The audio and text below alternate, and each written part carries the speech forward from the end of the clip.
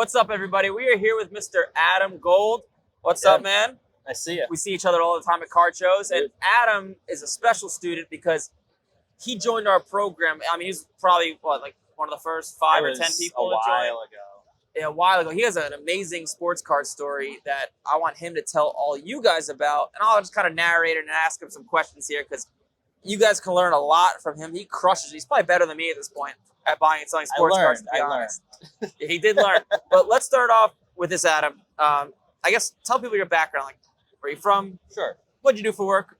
Where'd you go to college? Just like Sure. a little background on yourself. Yeah, so I grew up in Scranton, Pennsylvania. My grandfather actually owned a local card store. So I grew up playing like Pokemon, Okay.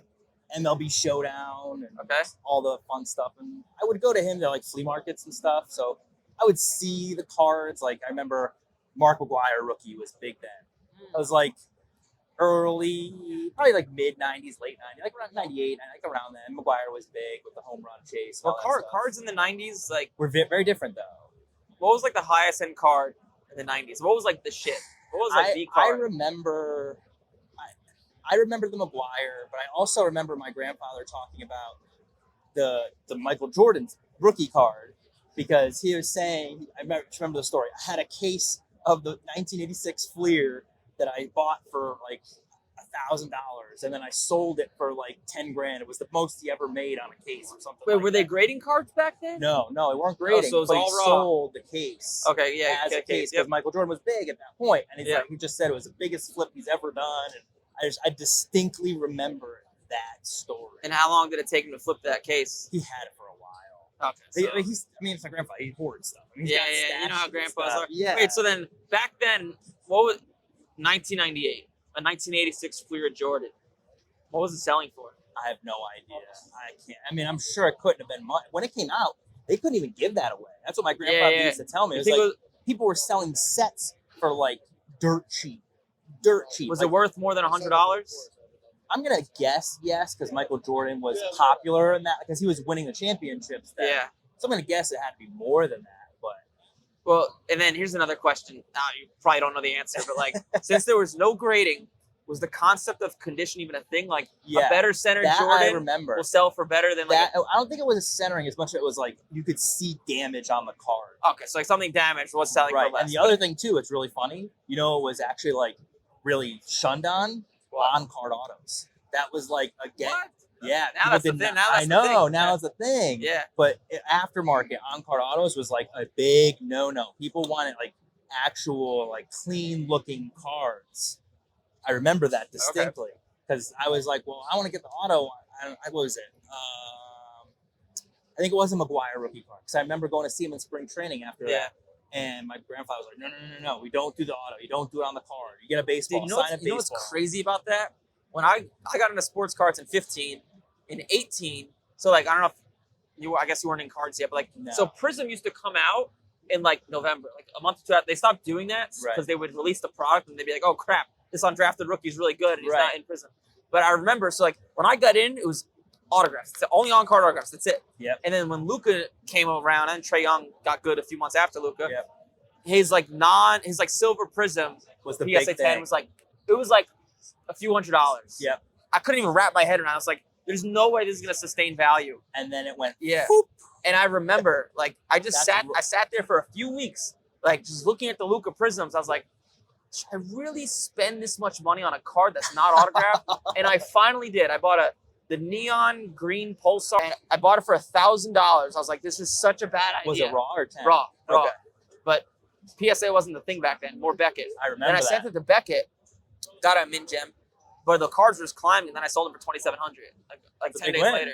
Yeah. So it's funny because like when I got in, I couldn't even wrap my head around the idea that a card is worth something without an autograph. Right. And your pops is the opposite. Which is funny. But continue on with the story. Shop, late 90s. Yeah. So grew up, and then as high school came, I kind of got out of it.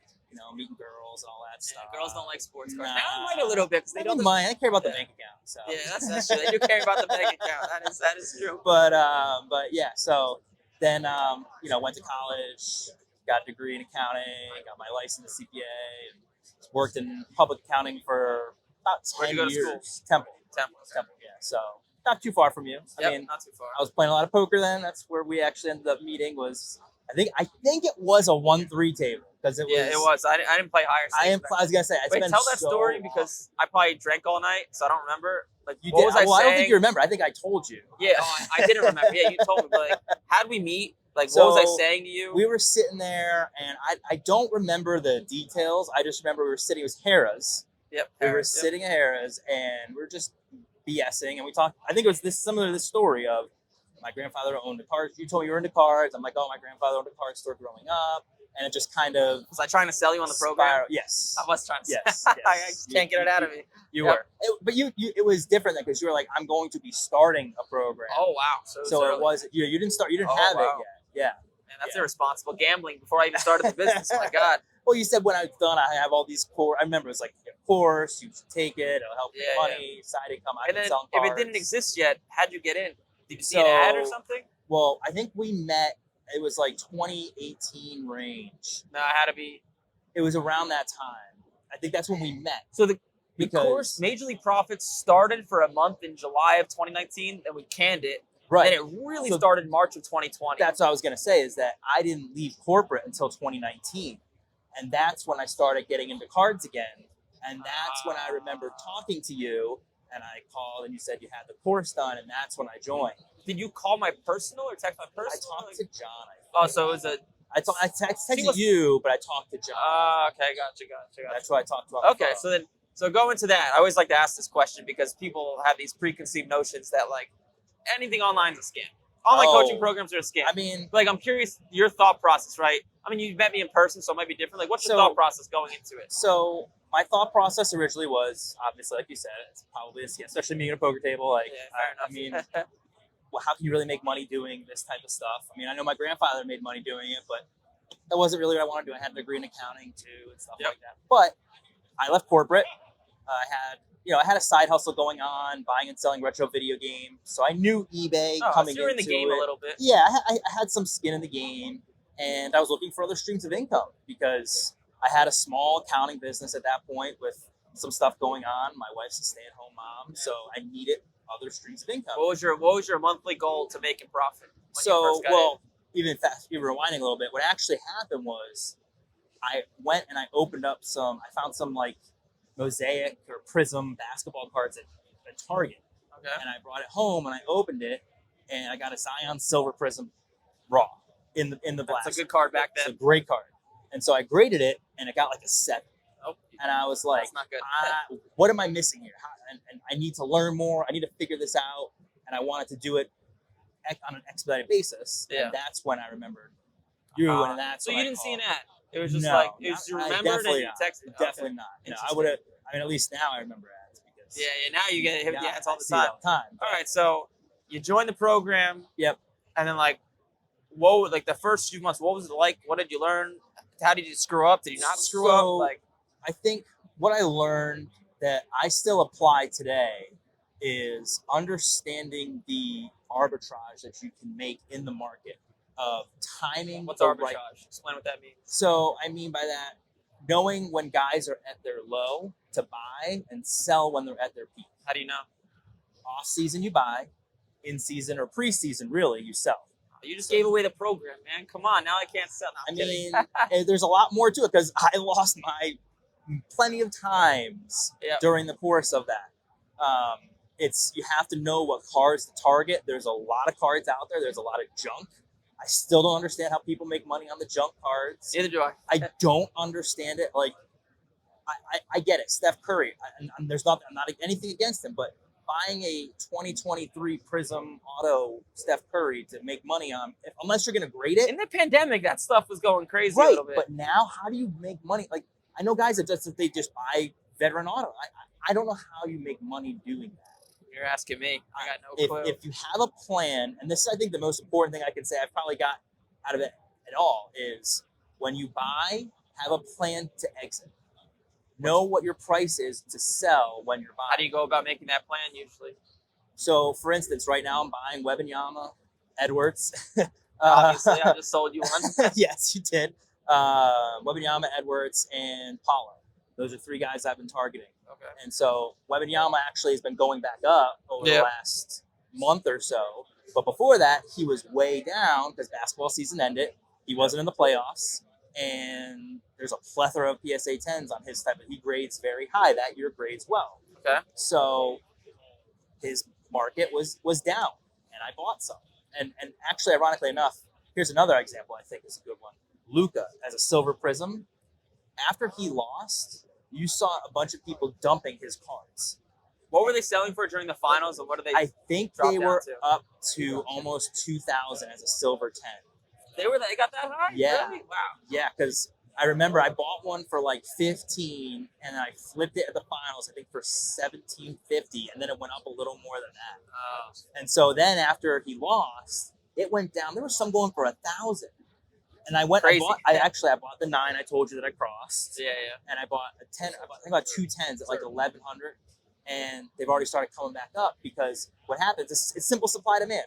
When a bunch of people are selling, you're saturating the market, right? And when you saturate the market, there's a bunch of auctions and stuff like that. You're going to see price go down a little bit, but it's short term because people are panic selling. Yep. It's actually not. I mean, it's a higher pop card, but not super high pop. Right? It's not like 10,000. I think there's like 2,000, 2,100. So you can get an oversupply relatively quickly, but as soon as those panic sellers stop selling, and you have guys that are not willing to sell it for less than 1,500, 1,400, price went right back up. So now I think they're you back bought up. You bought a few for around 1,000. Yeah, I think 1,100 I got 2 for. What are they at now? Like 14, 15. That's And they're going to go up into the season What is that? Like 30% on your money or something? already, Like that? something like It's that. good. I always tell people like, so how long ago did you buy it? A few months ago or something? No, not even. Maybe. Well, I guess probably like a month and a half. It was right before So Nationals. you like call it 2 months. You made 30% on something like that. 30% on your money in 2 months. Yeah. We're in New York City right now. If you went to Wall and told someone on Wall Street, I just made 30% on my money in 2 months, they would think you're on crack. They would never believe you. They're like, nope, Yes, I don't believe you are correct. Unless you're like flipping a house or something, which is Right, a lot of which work. is but again, that's a difference between an investment and a business. A business, you'll actually have a higher ROI, Yeah. right? Because you can sustain that, right? You buy wholesale product for $100,000 or $100, you can sell it for 130, right? You do that consistently, that's Yep, your it's margin, predictable. right? An investment is putting my money in an S&P to earn a consistent 5% with little risk over 5 years. Yep. It's two different mindsets. Yeah, that's why I don't like when people say to me like, "Can you teach me how to sports card invest?" I'm like, "No." Yeah, But I it's can not teach an you how to investment. sports card flip Right. and predictably make money. That's why I always use that word predictable I income. think it is if you know what you have to know what you're doing. You can't just go out and just say, I'm going to buy all these cards and spend all this money. I'm going to Yeah, make money. that's a good way to lose money. It's a good way to lose money fast. Yeah. Unless you're buying raw with the intent to grade, Yep. that's a little different.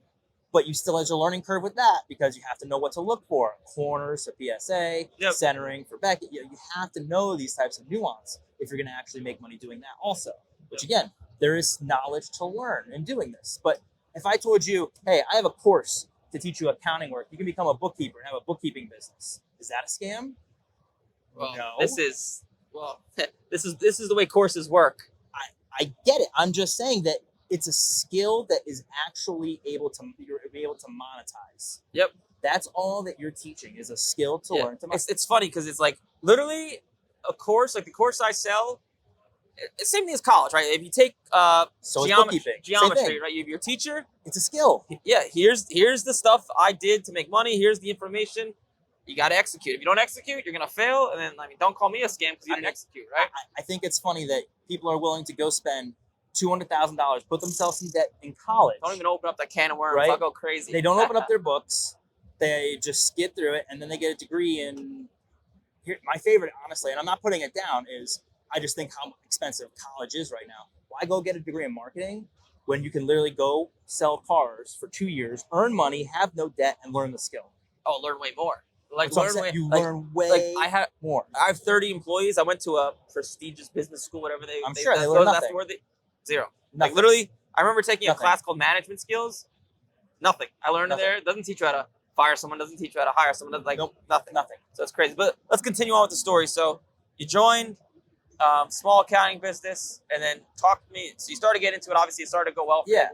What started to go well? So how much money were you making? Like, So honestly, in the beginning, I would buy and sell some cards, but I really got into back then. This is during the pandemic. I got into breaking, And the reason I got into that was, oh, if I open cards for a bunch of people, right, I can then buy cards I know are raw, pack, fresh. It's double whammy. Right. Yeah, double whammy. And I can grade them and make money, right? That was my mindset. And that really just kind of blew up. And I started really just focusing on breaking for about a year. How'd you get into, like, how are you getting the product? One of the partners I had product. What were your margins on it? Like a Bowman Chrome case or something?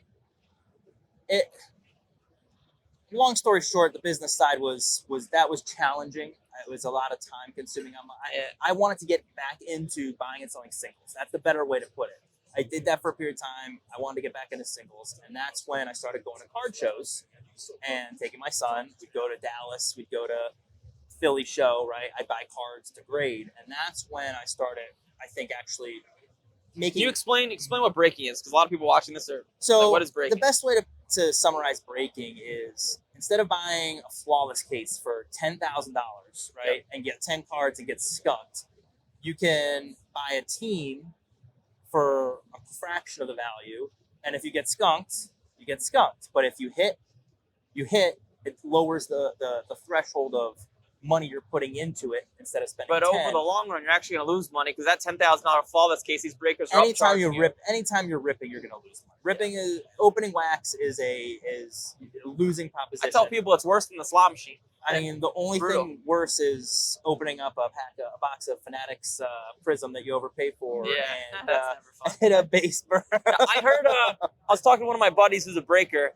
I'm not going to say his name, but he told me he's a big breaker, and I'm not involved in breakers. I don't know that much about it. But he told me Fanatics is really crushing people. Like, this is the problem with this is the problem with like corporate America in general, and like breaking. Like, you're relying on someone else They're for your fixing income. the margins now. Yeah, and I've heard that Fanatics too. is crushing people at margins and giving people less so they could sell more on their own. If I was Fanatics, that's what I would do. I'd try to sell I get everything it myself. but I disagree with it too, because if you want to get people into the hobby, I think it makes sense to have an opening price point where anything you can hit something for a lot less. That's a big part, and then you bring people in who are going to stay in.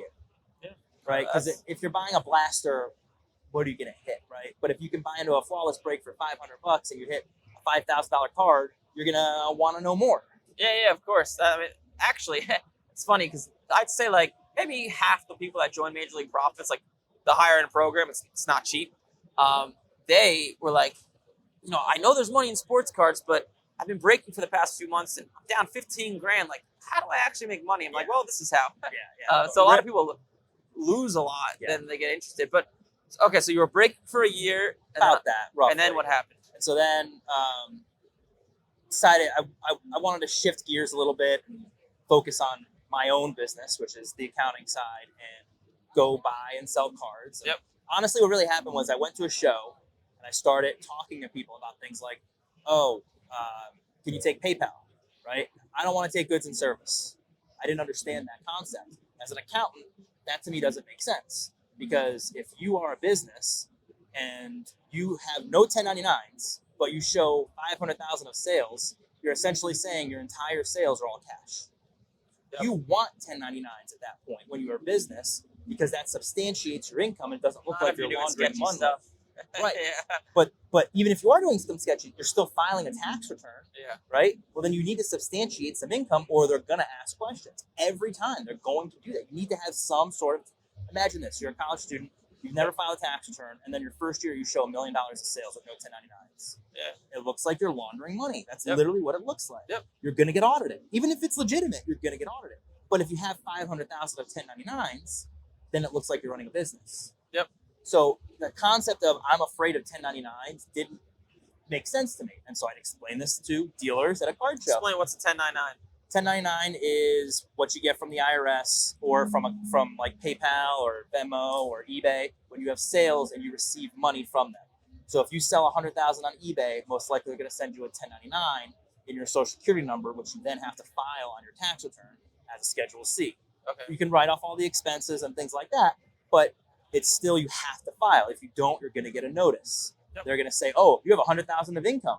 Obviously, you don't have 100,000 of income, right? You bought cards, you sold cards, you traveled, right? You have a list of expenses that you have to write off on against that.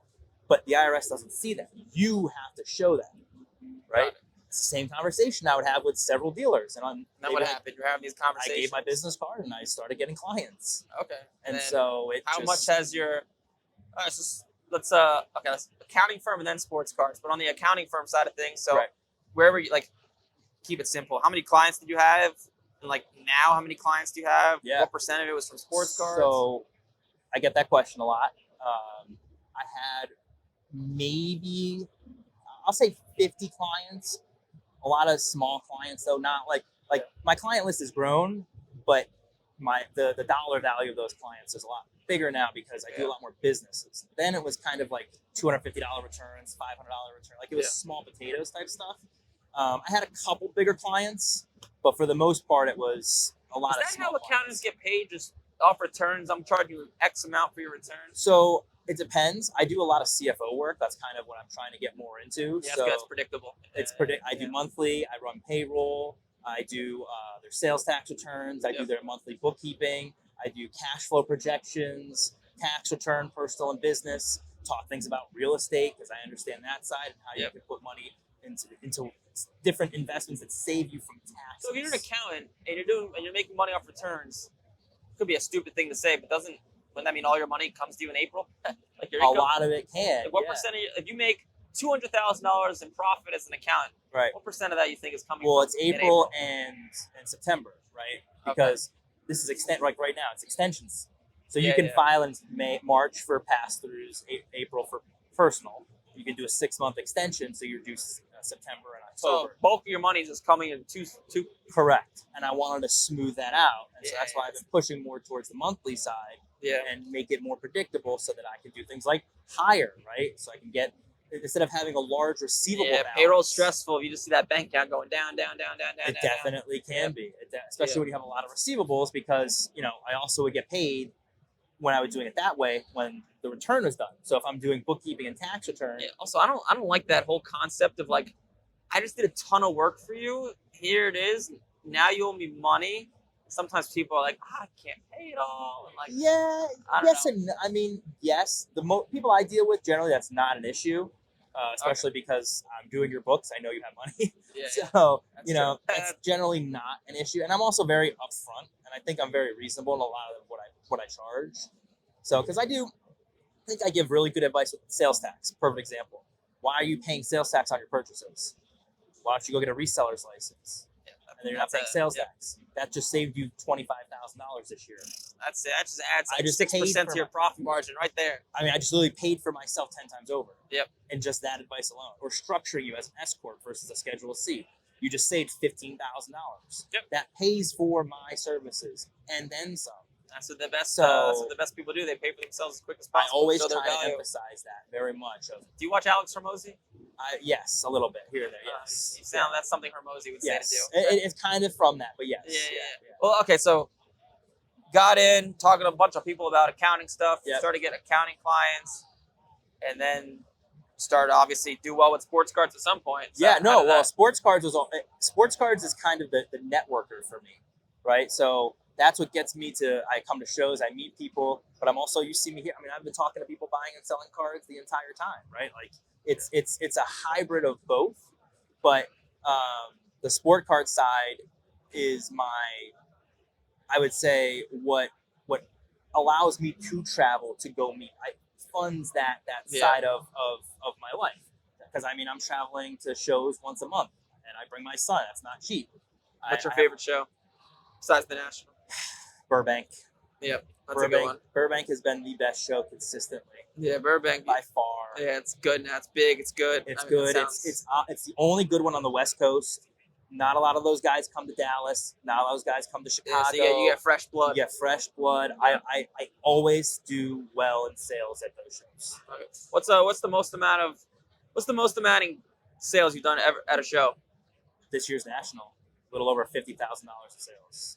Nice. If you don't mind sharing with the audience, how much on average per year do you do in sales with sports cards? So it's probably, I mean, I know the number. It's Be a between range. 3 to 450, somewhere Okay. in that range, Gotcha. pretty consistently. And my margins are like 15% gross. Okay. pretty 10 to 15%. That's a solid It income, makes- and you're having fun too. It literally makes almost what I was making as a salary as an accountant. Yeah, but this is And way more fun.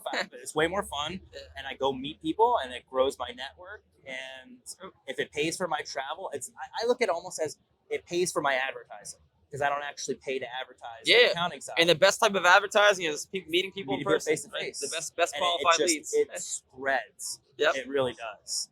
So I mean, I was saying to my one friend, like he was asking me this question. I said, it's not only just meeting card people and doing card people.